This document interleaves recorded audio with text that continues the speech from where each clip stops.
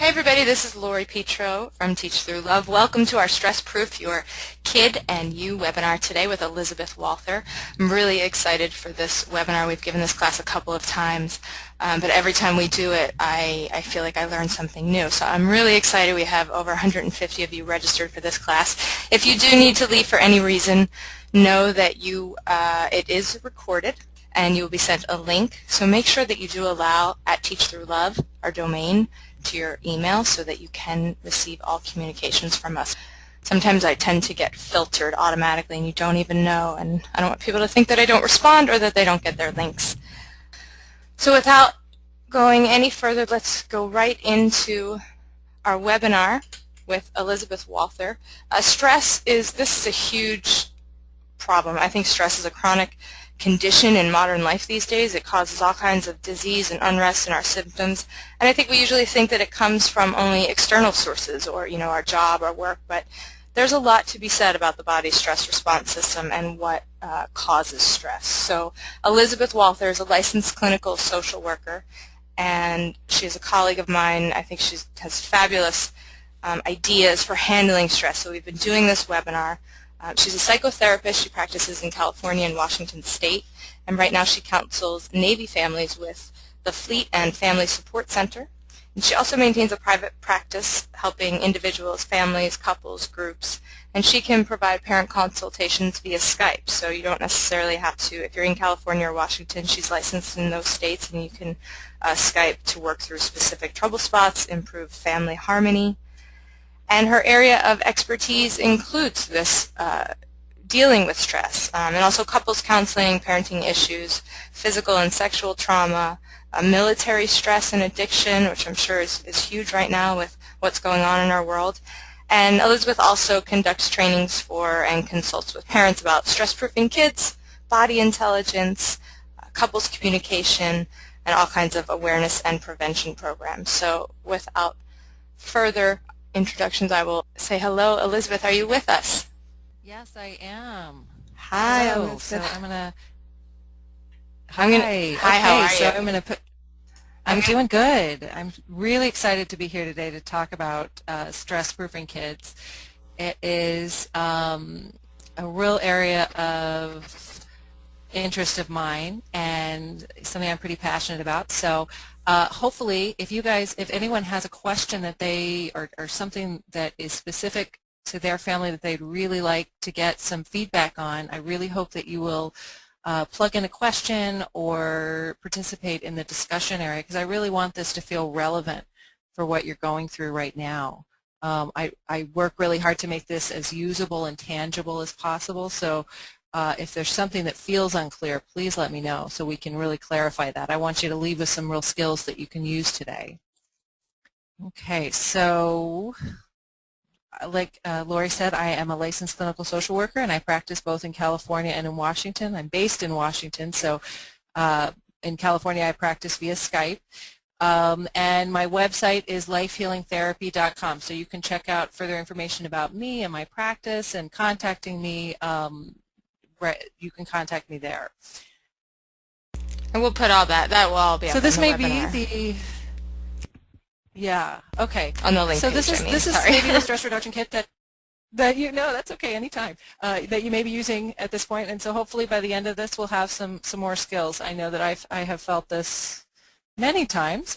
Maybe I shouldn't be admitting that, but I find that the skills that we're going to go through really give me some great alternatives to banging my head against the wall. I know that one well. So I thought we'd start today. It's morning. It's relatively morning here for me. It's 10 o'clock, and I thought we could start today with a bit of a grounding exercise to get us all sort of centered.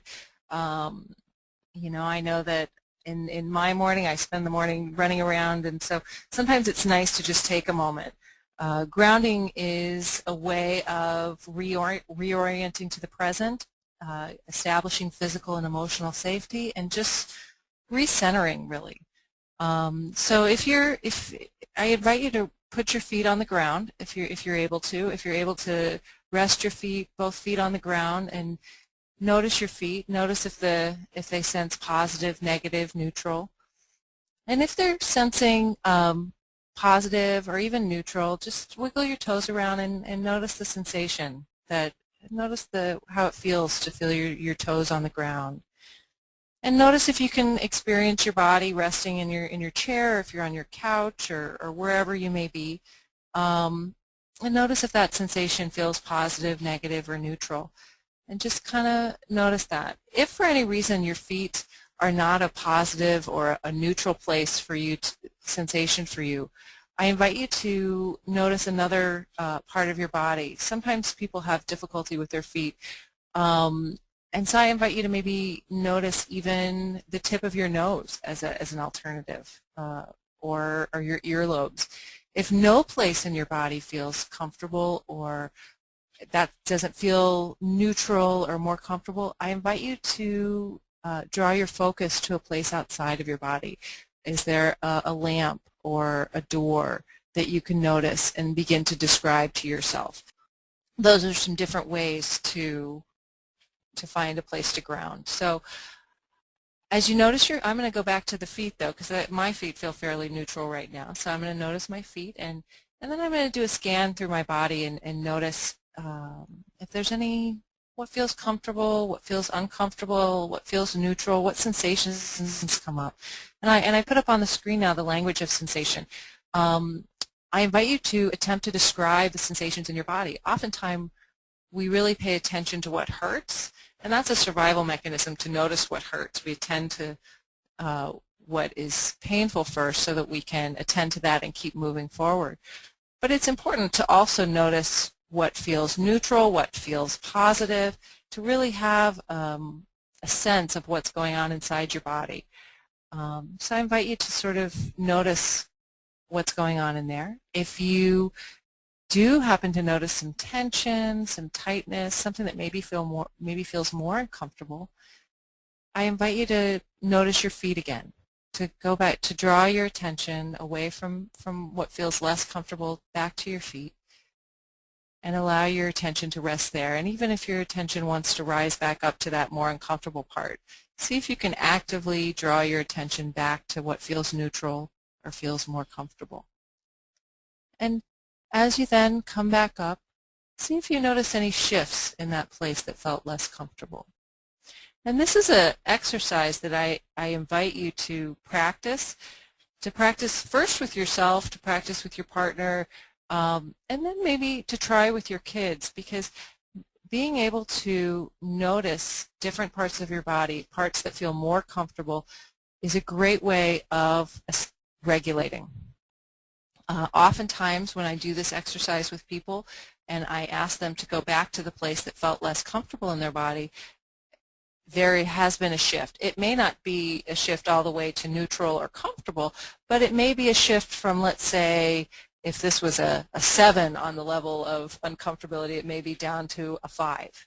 And noticing that shift is very important in noticing how things change, how we move through. So hopefully this exercise will be helpful for you guys. And I'm going to post this language of sensation in I'm going to put together some of the slides afterwards, and they'll be posted on my website. So you'll have that as a reference, because sometimes it's hard to kind of figure out, okay, what's going on in there. There's three premises that I would like to get us on the same page about.